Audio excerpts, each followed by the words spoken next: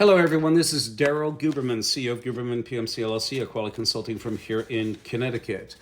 I just wanted to let you know that today we're going to be, we have some special guests here. We have all the board members of Boeing. We have this gentleman here, John M. Richardson. John, I want to really thank you for your service. I appreciate it. You probably don't know what's going on, and as a board of directors member, I'm going to give you an education today, whether you like it or not. By the way, did you ever get my report here? Did you ever get my booklet here, John? My 42-page document here that I sent in with 11 letters of recommendation and my background, CV, etc., and experience? Did you ever get that? You're smiling about it. You probably didn't. Who the heck knows? All I know is I've got the green cards, ladies and gentlemen, and let's continue with this because I sent them this document, 42 pages. They needed a dark horse. I figured after watching Mr. David Calhoun, and I was there we go. I was there watching Mr. Calhoun give a deposition and get inquisitioned, especially by Senator Hawley. And it was absolutely a disgusting display of improper management. That's only my opinion, but that is like I was there, okay? $32 million. I just can't believe the guy's making that type of money. Must be out on the golf course a lot. But anyway, so we sent this booklet in. Let's continue. I want to show this to you as well. This video today is about QA Expert and Boeing Shareholder, by the way, John. And thank you again for your service. Daryl Guberman educates Boeing board member John M.Richardson. Thank you so much. Thank you for coming, John. I went in there, John, to support Sam Salapar because we have a lot of information. Most of it we're going to go into here. We're going to have to go into it pretty quick. I'm not going to read any of the placards because we want to get this to be 10 minutes or less because we have a lot to go through. In 2013, I was invited to join I was invited to join, actually not invited, but we were approved, which we didn't need it, 50% from the ASQ, American Society for Quality, which owned the American National Crediting Board 50%, and ANSI owned the other 50%. In 2015, Randy Doherty, the Vice President of ANAB, Chairman of the IF, and also Principal on the 990 Tax Report of the IF, handed over leadership to this Communist Chinese national Zhao Jinwu, who at the time is the Chief Executive of the China National Accreditation Services, which certified the laboratory that released the COVID virus. Why I say that? Because he gave a certificate to an ill-prepared bio-level 4 laboratory called WIV, the Wuhan Institute of Virology. And what happened is Pamela Sale, the Vice President of Accreditation for Laboratory down in Texas, and we have all of this, John, we have all it. She said from one laboratory to another, there are variances and they lack protocol. Isn't that nice?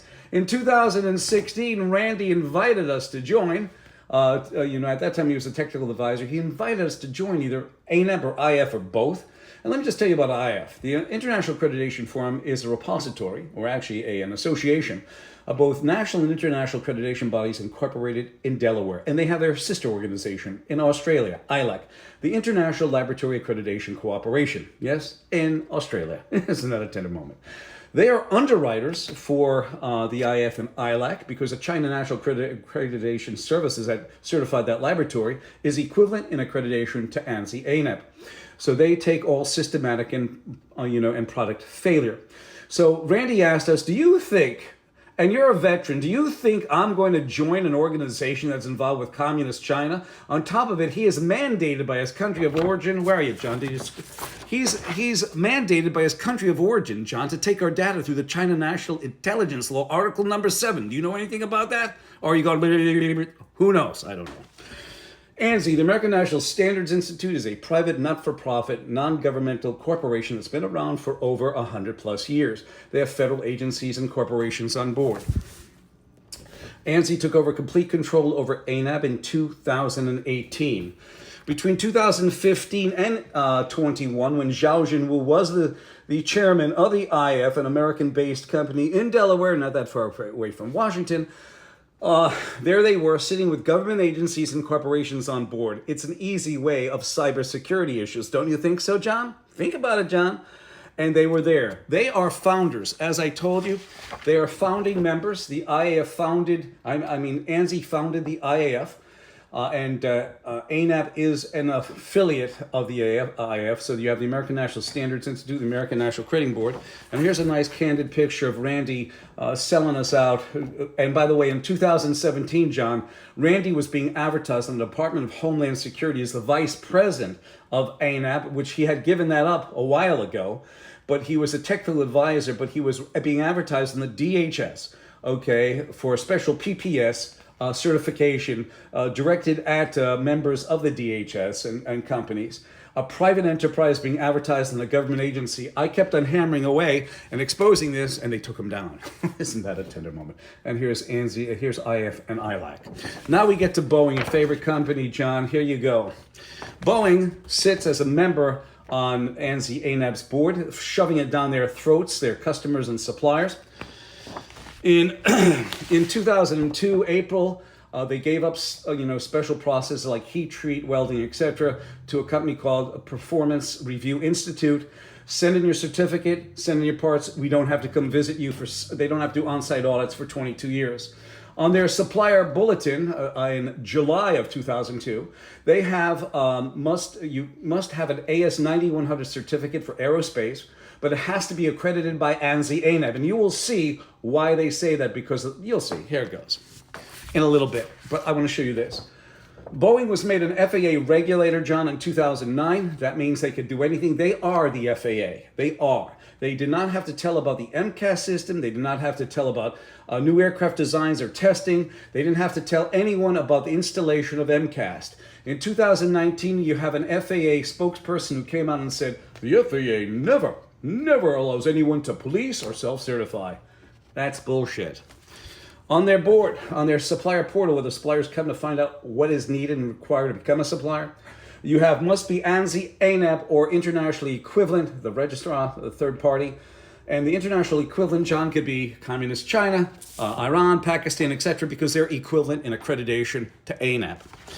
They took this down most recently. This web page does not exist on ANSI ANAP's website, because you know what it has? It has Boeing on board, and I kept on hammering away at it. And you can see right over here that I have it, I took a snapshot of it back in March, so it's still fresh. And this Management Systems Accreditation Committee can grant, suspend, and withdraw certification. Isn't that nice? Boeing got it all tied up. In 2017, they were caught fudging documentation, Boeing was, on their steel, along with their Kobe Steel Company that supplied steel to their aircraft. Isn't that amazing? Unbelievable. And they were, by the way, they were still FAA. Maybe they learned these tactics from some FAA administration. But you go over here and take a look. You have the DOJ, DHS, and FAA, along with Boeing, sitting on ANSI ANAP's board. What's a very big surprise, John, is that the DOJ, the DHS, the FDA, and also the Department of Commerce not only sit on the board of ANSI ANAP, Boeing's accreditation bodies, but they are also customers, as seen here on ANSI's financials. They are all customers. Robert Kelly Oatberg, the choice from Mr., and we're going to get up to him relatively soon, Mr. Steve Mullenkoff. He was given the task to go find a guy like this. And he found a guy who could have been a mortician, because while he was the CEO of Rockwell Collins, Mr. Oatberg, he was also, MCAS system was designed, manufactured, and implemented under his leadership. Now, they got a hold of Dennis Mullenberg for the two planes crashing. Yes, it's true. That aircraft, that entire aircraft, from the engines to the MCAS, is responsible of a Boeing. But the manufacturer of the MCAS system should have been taken to task. Instead, Dennis Mullenberg was in position from 2019 to 20 when he stepped down. And then you have the factor that Mr. Oatberg stepped down and retired from Rockwell Collins back in 2021. So he jumped ship right before they got up to him. Unbelievable. I'm going to leave it here, John. And you know why we do this, John? Because, as David Foster Wallace said, the truth will set you free, but not until it's finished with you, and I added to it. The truth will set you free, but not until I am finished with you. Daryl Guberman. That's it, until I'm finished with you. I'm going to leave it here, 203-556-1493, or Daryl, tqrs@yahoo.com. And all I heard from him, ladies and gentlemen, were crickets too. No response. A military man without a response. What is that? What has our military become? If he's the proof of anything, we need to all protect ourselves. I thank you.